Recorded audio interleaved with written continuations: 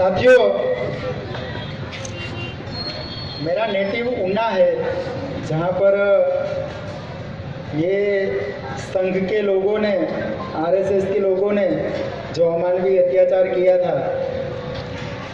भारत में केवल दो जाति के लोग ही ऐसे हैं कि जिन पर सबसे ज़्यादा अत्याचार होते हैं। एक है शेड्यूल कास्ट के लोग और दूसरे हैं मुसलमान। और ये दोनों पर अत्याचार करने वाले एक ही लोग हैं, और वो है आरएसएस के, वीएचपी के, बजरंग दल के इशारों पे चल रहे भगवा आतंकवादी लोग।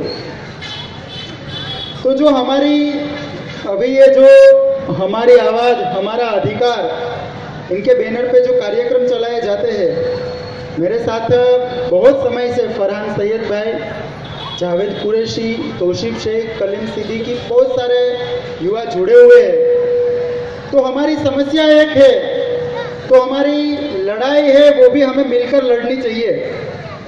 क्योंकि जब शेड्यूल कास्ट के लोग अकेले संघर्ष करेंगे तो उनको जातिवादी बताया जाएगा, आदिवासी अकेले संघर्ष करेंगे तो उनको नक्सलाइट बोला जाएगा, और जब मुसलमान अकेले संघर्ष करेंगे तो उनको आतंकवादी बताया जाएगा।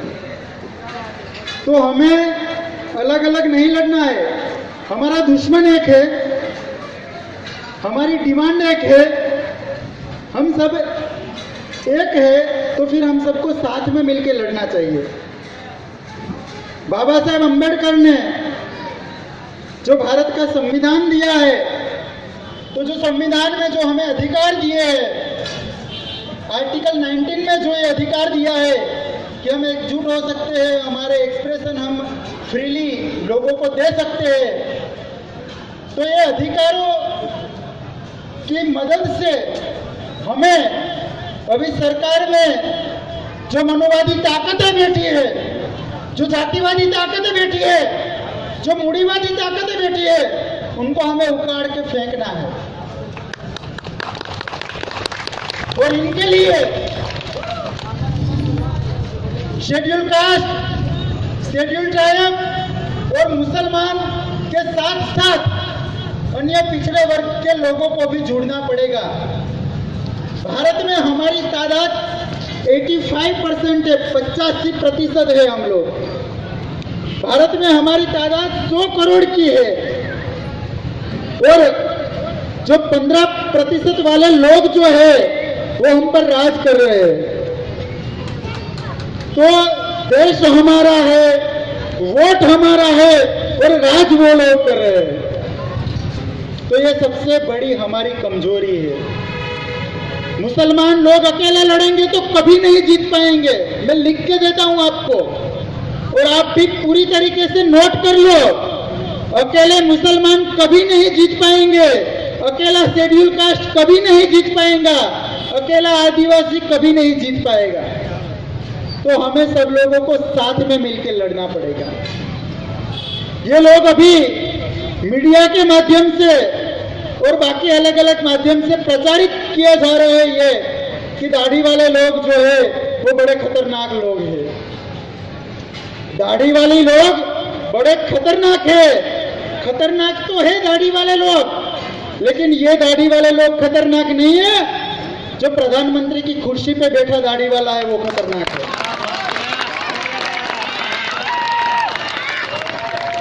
भाजपा अध्यक्ष की कुर्सी पे बैठा दाढ़ी वाला खतरनाक है। तो इन्हें हमें सत्ता से बेदखल करना है, और इसीलिए हमें एकजुट होना पड़ेगा। हमें हमारे समाज के ऊपर जो अत्याचार होते हैं उनके खिलाफ हमें लड़ना पड़ेगा। अभी 1.5 साल पहले अहमदाबाद में मोहम्मद अयूब को बेरहमी से तथाकथित गौरक्षकों ने उनकी बेरहमी से हत्या कर दी। कितने लोग सड़कों पे निकले, कितने लोगों ने आवेदन पत्र दिया, कितने लोगों ने उनका विरोध किया। हमारे लोग जो विधायिका में बैठे हैं, हमारे लोग जो कार्यपालिका में बैठे हैं, उन्होंने कितने लोगों ने विरोध किया? एक भी नहीं। तो सबसे बड़ी हमारी कमजोरी है। हमारे लोग विधायक भी है, हमारे लोग सांसद भी है, हमारे कुछ लोग IAS IPS भी है, हमारे कुछ लोग बिजनेस धंधा में भी बहुत आगे बढ़े हुए हैं, अच्छे बिजनेसमैन भी है।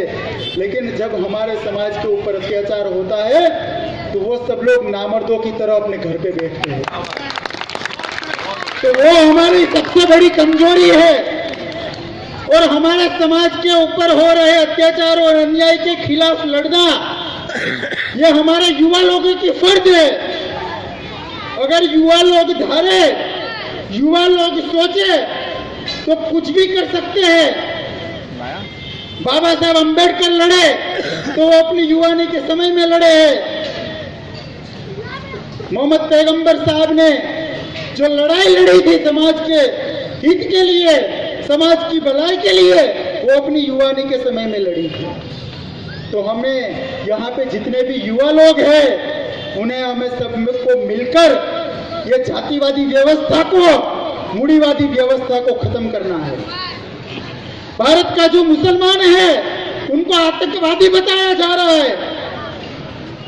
आतंकवाद का असली चेहरा तो ब्राह्मणवाद है भाई। तो ये बेगुनाह मुसलमान सलाखों के पीछे क्यों? इनका जवाब हमें लेना है। अभी बताया कि मुफ्ती कयूम साहब को 11 साल की सजा हुई और उनके बाद सुप्रीम कोर्ट ने उनको बेगुनाह मतलब क्लीन चिट दिया। सजा नहीं, जेल में डाल तो दिया। सजा नहीं दी, जेल में डाल दिया था ऐसे ही। तो उनके 11 साल उनकी जवानी के उनका हिसाब कौन देगा? मुजरिम कौन है? इनका 11 साल जो बर्बाद हुआ और इनकी जैसे हजारों लोगों को, बेगुनाहों को सलाखों के पीछे डाल दिया जाता है।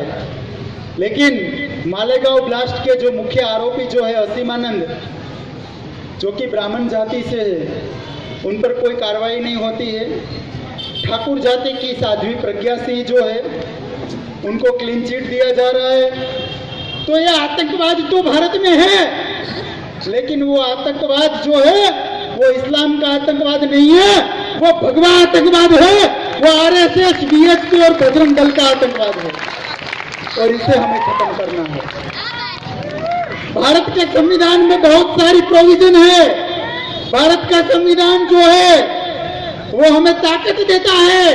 हर मुसलमान के घर में भारत का संविधान होना चाहिए और भारत के संविधान का हमें नॉलेज होना चाहिए।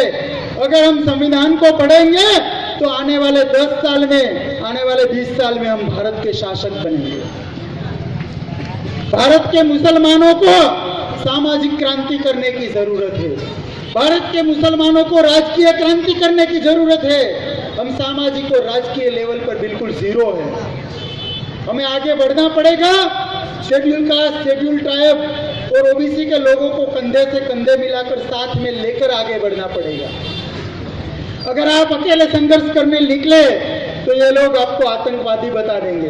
अभी जो चुनाव हुआ हाल ही में गुजरात विधानसभा का, वर्ष 2002 के विधानसभा चुनाव में हमारी महान राष्ट्रवादी पार्टी भारतीय जनता पार्टी ने एक भी मुसलमान को टिकट नहीं दिया। 2007 की विधानसभा में एक भी मुसलमान को टिकट नहीं दिया। अभी 2012 हुआ उसमें भी नहीं दिया, 2017 में भी नहीं दिया। केवल गुजरात में ही नहीं, लोकसभा का 2014 का जो इलेक्शन हुआ उसमें भी एक भी मुसलमान को टिकट नहीं दिया। किसी भी लोकतंत्र में अभी भारत के मुसलमानों की आबादी जो है वो 17 से 18 करोड़ की है। किसी भी लोकतंत्र में 17 करोड़ लोगों को उनके प्रतिनिधित्व से वंचित रखना कितना जायज है? फिर भी हमारा जो मीडिया है, वो मीडिया जो कि गोदी मीडिया है, वो ब्राह्मणवादी मीडिया है और हमारी आवाज को नहीं दिखाता है। इतने किसी भी मुसलमान को एक टिकट नहीं दिया, फिर भी उनके बारे में एक चर्चा नहीं हुआ। तो ये सारी चीजें हैं। हमें सामाजिक क्रांति करनी पड़ेगी, हमें राजकीय क्रांति करनी पड़ेगी। यहाँ पे जितने भी युवा है वो अपना डर निकाल के समाज के लिए लड़ना सीखे।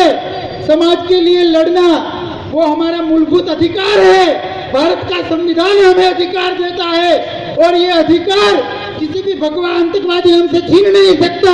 मोहन भागवत के बाप की ताकत नहीं है कि वो ये अधिकार हमसे छीने। नरेंद्र मोदी के बाप की ताकत नहीं है कि ये अधिकार हमसे छीने। बाबा साहब अम्बेडकर ने ये अधिकार दिया है, तो ये अधिकार पे आगे बढ़ना है और schedule caste, schedule tribe, OBC और माइनॉरिटी के लोगों को साथ में मिलकर लड़ना है। ये हमारा देश है और इस देश पे हमारा शासन होना चाहिए। जय भीम, जय भारत।